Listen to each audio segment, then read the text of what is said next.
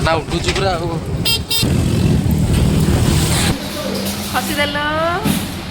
ହସିଦେଲ ଟିକେ।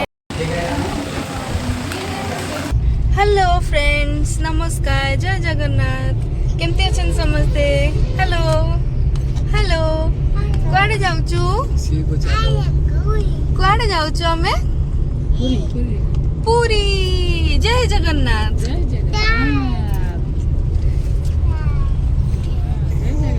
आम पुओटा कहीं आ ड्राइवर साहेब आपण कोन किछि कहया को चाहछंती की? Central road. अच्छा अच्छा, हो हो हो। आमे हठात गोटे प्लान हला ओडिसा रे जेहेतु अच्छु पूरी को निहाती जिबा कथा बोली कि चलिलु सब आ। ये पछरे होचंती आम माँ, ये नानी, ये दीटा आम कुनी झीटा आ पुओटा कहीं एईटा एईटा आम सुना पुओटा आ एईटा आम पुकी ता एटा आम पुकी। तो सांग मैंने जो कहते जगार डोरी न लगिला पर्यंत माने तमें दर्शन केबे भी करि परिबनी। तो हठात एमती गोटे प्लानिंग हैला ठाकुर दयारू आडू गोटे डोरी लगिला हमें बाहरिलु आ देखो तो आगु को कौन केमती होउची देखि पळेला टोका पळेला मो पाखे बसिबनी कौन होतला मो पाखे खाली माम जे खाइला से दाबा को पळेला माम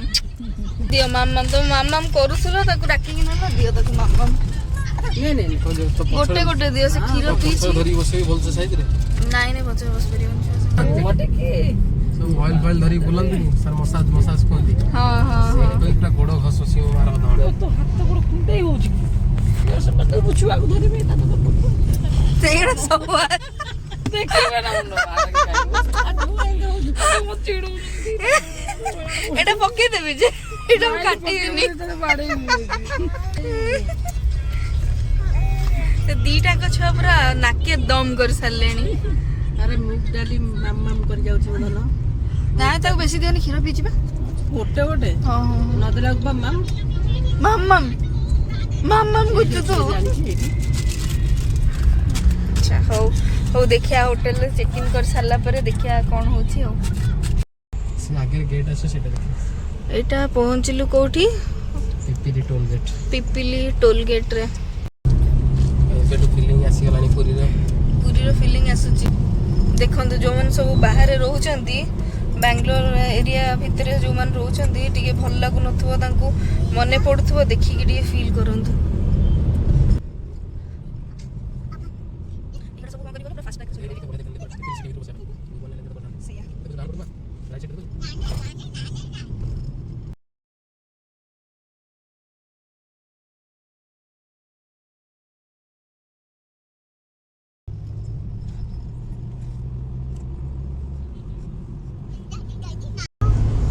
आईडी देखंतु पुकी सोई पड़ी बहुत कष्ट रे सोइला छुआटा। आमे जेतेलो बाहर थिलु जमा सोई नथिला एबे जाऊ सोइला एते चिल्लौतला मझिरे किछि वीडियो किछि कर परलिनी जाऊ सोइला रो शांति रे टिके बसिछु आमे जाई कि रूम रे पहुंचबे एबे हो। एइटा देखंतु एबे भी भुवनेश्वर रो पूरी चली हमर डबल डेकर बस मैंने दीटा फ्लोर मु जानी कि हमर कौन ये बैंगलोर को जो जाउ से डबल डेकर नो कि स्लीपर उडा तो चढ़ ये हुए ना मुंबई वर्तमान मुंबई रे चलतला मुंबई लंदन इस जगह चलतला मु तो एमती बस के भी बसिनी ठीक अछि तो फ्रेंड्स मु पूरा रेडी ही गलिनी पहुंची सारी की आउ भाविली टिके प्रॉपर्टीटा आम जो एयरबीएनबी रे बुक करथिले ते आपन को देखिए देबी। तो ये आमर पार्किंग होइछि एटा देखंतु एटा तार एंट्रेंसटा बहुत ही चीप प्राइस रे हमको एटा मिलिला।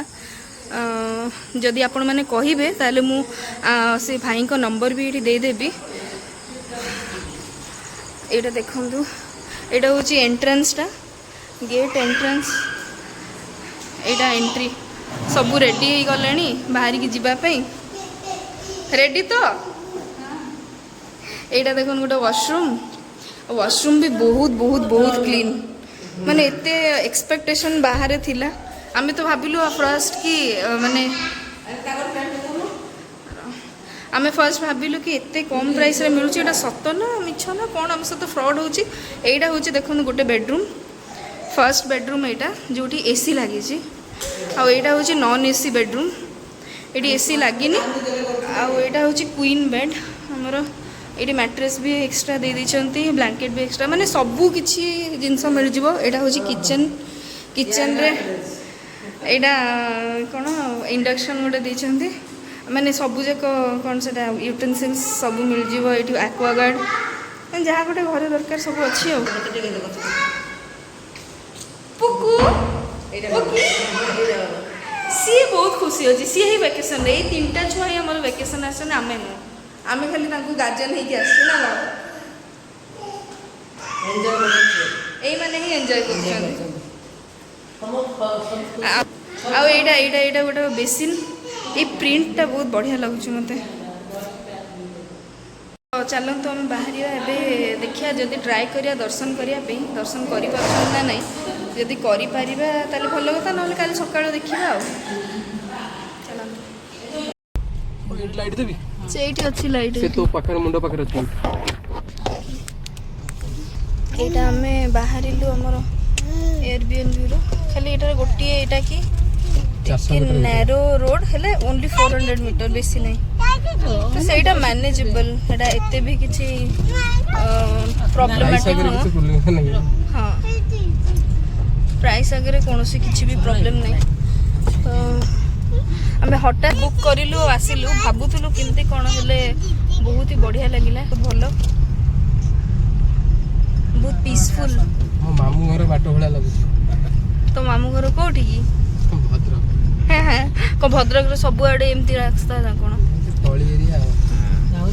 एटा हेले जमते तळ एरिया नु हो फास्ट आसला टिके नाळ फाळ हां टिके नाळ अछि गाड़ी खसी जारे डर बहुत थाय ना खसी जान तळको उठला भारी कष्ट हां बा नाळ ओडा साइड अछि बस हे गला मेन रोड आसी गला एति की टिके डिफिकल्ट तापरे एठू केते किलोमीटर हबो हमरो एटा मंदिरटा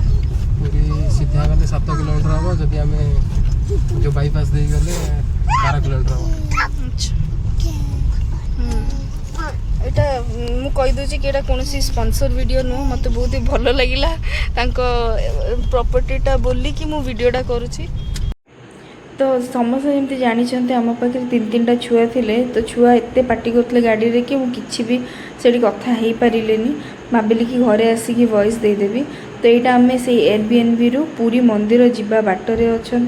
7-8 किलोमीटर खंडे हम यू मंदिर भी दिशुची जदि आपण मैंने जापे जदि आगुरी ये आसी जापे मंदिर ये दिशुची बोली आउे आम जाइकी पार्किंग करूँ पार्किंग कलापर हेले चेष्टा कलु आज हेले दर्शन आमर हो पारानी कहीं बहुत भीड़ थिला ऑलरेडी आउे एमती खाई पीकी दर्शन करने को भी भल लगे ना तो भाविलु छाड़ दियो आम काली सकाळे ही फ्रेश होगी गाधे आसिकी दर्शन करिया तो ये देखिपे आम आसिकी पूरी सिटी भितर पहुँची गलु यू राइट साइड को हूँ आमर जगन्नाथ मंदिर यहाँ हूँ बड़ दांड आमे भाविलु कि जीवुनी हेले भी टिके जाइए मोटा मारिकी पळे आसबू टिके देखीदेबू जगह काले दर्शन मिल जाव कहीकि पड़े आसलु हेले भिड़ देखिकी माने इच्छा है छुआ को लेकिन जावाई तो यू ही आम पलैलु सी बीच को जाइए से बसिया कि कौन कर भाविकी पलैलु भल जिनस आम एथर करूँ कि जेहेतु आम पर्सनल कार नहीं कि आसलु तो कार टाको पूरी सिटी तो जिते कंजेस्टेड आपण मैंने जानते भितर पूरे कि सबुआड़े नहीं गला बेलू आम बहुत प्रॉब्लम आम फेस करूँ तो आम कौन कलु ना कार टाको नहीं सीधा पार्किंग करदेलु तांकर जो कौन बल्लभ पार्किंग ना कौन गोटे कहते से जो भल पूरा नुआ कंस्ट्रक्शन होती तो सेठी नहीं कि आम पार्किंग करदेलु पार्किंग कर सारा पर से जो ऑटो गुड़ा मिलूनी टुकटुक कहते बोधे ताकू से टुकटुक रे आम बसिकी माने से एक्सप्लोर कर तुम सी बीच को जाओ तुम आउ कुआडे जाओ से सब करें गोटे बहुत ही बढ़िया आइडियाटा मो हजबैंड बाहर करते तो आम देखो ये टुकटुक रे बसी पड़लु पार्किंग कर सारापर ये जीवु सीधा सी बीच जो मार्केट ऊपर को से जीवु कान कहीं खुले ଦେଖେ ତୁ ଗୋଡ଼ ଫୋଡ଼ ବାଡ଼େଇ ବସ ସିଏ ଆଜି ପୁରା ଏକ୍ସାଇଟେଡ୍ ଅଛି ଦେଖୁଛୁ ଘର ଭିତରେ ବସିକି ରହିଲା ଠିକ୍ ବୁଲିବା ଟାଇମ୍ ତ ଏଇଠି ଆମେ ଆସିକି ସି ବିଚ୍ରେ ପହଞ୍ଚି ଯାଇଥିଲୁ ରାତି ଅଲମୋଷ୍ଟ 8:30 ଉପରେ ହେଇଯାଇଥିଲା ଆଉ ମାନେ ବୋଧେ 9:30 କି କେତେରେ ବିଚ୍ କ୍ଲୋଜ୍ ହେଇଯାଏ ତ ଆମେ ଭାବିଲୁ କି ଜଲ୍ଦି ଜଲ୍ଦି ଯାଇକି ଟିକେ ଆଟଲିଷ୍ଟ 15-20 ମିନିଟ୍ ତ ବସିପାରିବା ତ ଯାଇକି ପହଞ୍ଚିଲୁ ଆମେ ସେଠି ଚେୟାର କିଛିଟା ନେଲୁ ବଟ୍ ଚେୟାରଙ୍କର ମାନେ ଏଇଟା ଥିଲା କି 9:30 ହଉ ସେ ଯେତେ ଜଲ୍ଦି ପାରିବେ କ୍ଲୋଜ୍ କରିକି ଯିବେ ନହେଲେ ତାଙ୍କ ଉପରେ ଚାଲାନ ଫାଇନ୍ ସବୁ ଲାଗିବ ପୋଲିସ ଲଗେଇବ ଲୋକଙ୍କୁ ତ ପୋଲିସ କିଛି କହିପାରିବନି ଏତେ ଲୋକ ଯେହେତୁ ହେଲେ ସେମାନଙ୍କୁ ସେ ଷ୍ଟ୍ରିକ୍ଟ କରିଦେଇଛନ୍ତି ଆମେ ଟିକେ ଏଇଠି ଆସିଲୁ ଫଟୋ ଉଠେଇଲୁ ଟିକେ ଏନ୍ଜୟ କଲା ପରେ ପୁଣି ବାହାରି ଗଲୁ ମାନେ ବେଶୀ ଟାଇମ୍ ଆଉ ଏଇଠି ରହିଲୁନି କ'ଣ ପାଇଁକିନା ଛୁଆକୁ ବି ଭୋକ ଲାଗୁଥିଲା ଆଉ ଯେତେ ଜଲ୍ଦି ପାରିବୁ ତାକୁ ଖୋଇଲେ ହିଁ ଯାଇକି ଆମେ ଶାନ୍ତିରେ ବୁଲିପାରିବୁ ନହେଲେ ଛୁଆ ଥରେ କାନ୍ଦିବା ଷ୍ଟାର୍ଟ କଲା ମାନେ ଆଉ କିଛି ତୁମେ କେବେ କୁଆଡ଼େ କିଛି କରିପାରିବନି ତ ଆସିକି ଯେହେତୁ ମାଆ ତ ପୁରା ପିଓର ଭେଜ୍ ଖାଇବେ ନନ୍ଭେଜ୍ ମିକ୍ସରେ କିଛି ଖାଇବେନି ତ ଆମକୁ ପିଓର ଭେଜ୍ ରେଷ୍ଟୁରାଣ୍ଟ ଗୋଟେ ଖୋଜିବାକୁ ପଡ଼ିଲା ସେ ବି ଆସିକି ସେ ବଡ଼ ଦାଣ୍ଡରେ ହିଁ ମିଳିଲା ଆଉ ସବୁଆଡ଼େ ତ ଆଇଁଷ ମାନେ ସି ଫୁଡ଼୍ ହେରିକା ହେଉଥାଏ ନା ତ ଏଇଠି ଆସିକି ମିଳିଲା ଏଇଠି ଦେଖନ୍ତୁ ମନ୍ଦିରଟା ବି ଭଲସେ ଦିଶିଲା ଟିକେ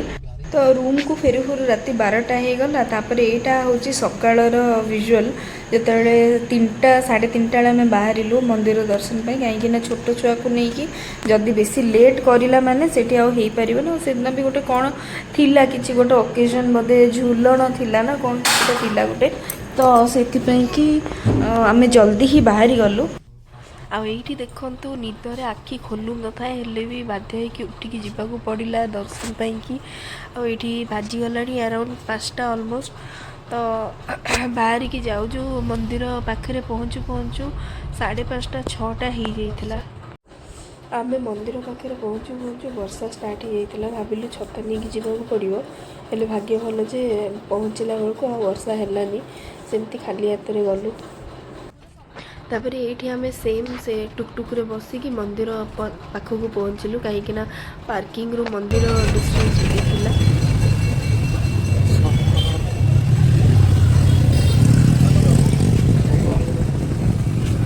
ଆମ ଦର୍ଶନ ସରିଗଲାଣି ଶୁଭିବନି ଆକ୍ଚୁଆଲି ନାଇଁ ଭଏସ୍ ତ ଏଇଠି କ'ଣ ହେଇଥିଲା ନା ସାଙ୍ଗମାନେ ଆମେ ଭାବିଲୁ ଏତେ ଲାଉଡ୍ ନଏଜ୍ରେ ସେଇଠି ମ୍ୟୁଜିକ୍ ବାଜୁଥିଲା କୀର୍ତ୍ତନ ହେଉଥିଲା ତ ଆମକୁ ଲାଗିଲା କି ଶୁଭିବନି ଏବେ କହିଲେ କି ଭଏସ୍ ପରେ ଦେବ ହେଲେ ଏବେ ଲାଗୁଛି କି ବଢ଼ିଆ ଶୁଭୁଥିଲା ସେତେବେଳେ ହିଁ କଥା ହେଇଥାନ୍ତା ତ ଠିକ୍ ଅଛି କିଛି ନାହିଁ ଏଇଠି ଦେଖନ୍ତୁ ବାହାରେ ଲୋକ ସବୁ ଦର୍ଶନ କରି ଆସିକି ବସିଛନ୍ତି ବହୁତ ଲୋକ ଏମିତି ବି ଥିଲେ ଯେଉଁମାନେ ଦର୍ଶନ କରିନାହାନ୍ତି କରିବେ କାହା ପାଇଁ ଅପେକ୍ଷା କରିଛନ୍ତି ବସିକି ରହିଛନ୍ତି ସେଇଠି ଆଉ ମୁଁ ଖାଇବିନି କିଛି ମୋତେ ଇଟଲିଟା ଦିଅ ତାକୁ ଖୁଆଇବି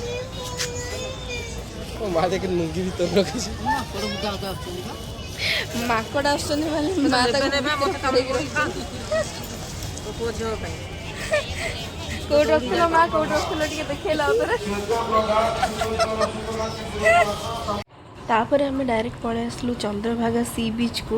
ତ ଆଜି ଜୁଆର ବହୁତ ଜୋରରେ ଥିଲା ପାଣିର ଫ୍ଲୋଟା କ'ଣ ପାଇଁ କେଜାଣି ବହୁତ ଜୋରରେ ଥିଲା ତ ଡର ବି ମାଡ଼ୁଥାଏ ଆଉ ଏମିତି ବି କୁହନ୍ତି ଚନ୍ଦ୍ରଭାଗାରେ ଟିକେ ଜୋରରେ ଆସେ ବୋଲିକି ଲହଡ଼ିଟା ତ ହେଲେ ମୋ ପୁଅ ତ ବହୁତ ଖୁସି ଥିଲା ତାକୁ ତ ଇଚ୍ଛା ହେଉଥିଲା ଯାଇକି ପାଣିରେ ଖାଲି ଯାଇକି ଡେଇବ କୁଦିବ କହିକି ଆମେ ଅବଶ୍ୟ ତାକୁ ପାଖକୁ ଛାଡ଼ିଲୁନି ଖାଲି ଏମିତି ତା ଗୋଡ଼ ଟିକେ ଭିଜେଇ ଦେଲୁ ବାସ୍ ସେମିତି କରିକି ଟିକେ ଏନ୍ଜୟ କଲୁ ଏମିତି ମଜାମସ୍ତି ଟିକେ କରିଲୁ ଆଉ ସେ ପୁରା ବ୍ୟସ୍ତ ପାଣି ଦେଖିବାରେ ବ୍ୟସ୍ତ ହୁଏ